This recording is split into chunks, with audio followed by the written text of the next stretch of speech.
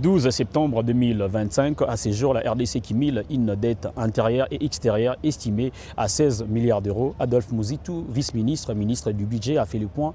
Plus de détails dans ses reportages. La RDC une dette publique de 16 milliards de dollars, un défi majeur pour l'économie nationale. Kinshasa, 12 septembre 2025, la République démocratique du Congo fait face à un lourd fardeau financier, selon les récentes déclarations d'Adolphe Mouzitou, vice-premier ministre et ministre du Budget. La dette intérieure et extérieure cumulée du pays atteint désormais 16 milliards de dollars américains. Cette annonce intervient dans un contexte des réformes économiques et des relances des grands projets d'infrastructure, suscite des vives préoccupations tant au sein de la classe politique que chez les observateurs économiques. Une dette décroissante constante, la dette publique de la RDC s'est alourdie au fil des années en raison de plusieurs facteurs. Les recours massifs aux emprunts extérieurs pour financer les infrastructures et stabiliser la monnaie. Les arriérés de paiement accumulés auprès des créances locaux. La faiblesse des recettes publiques malgré l'immense potentiel minier et fiscal du pays. Entre investissement et risque de surendettement, pour Adolphe Mouzitou, la situation actuelle appelle à un arbitrage rigoureux entre la poursuite des investissements nécessaires au développement et la soutenabilité de la dette. Les gouvernements doivent privilégier une gestion responsable afin d'éviter que le poids de la dette n'étrangle les finances publiques, a-t-il rappelé. La RDC entretient des relations étroites avec les institutions financières internationales telles que les Fonds monétaires internationaux FMI, la Banque mondiale ou encore la Banque africaine de développement BAD. Ces partenaires encouragent Kinshasa à maintenir un cadre macroéconomique stable et à renforcer la gouvernance budgétaire. La dette de 16 milliards de dollars représente un véritable défi pour l'État congolais. Si elle est bien gérée, elle peut servir de levier pour transformer le pays et financer des projets structurants. Dans les cas contraires, elle risque d'alourdir le fardeau économique de générations futures. Voix d'Afrique Média.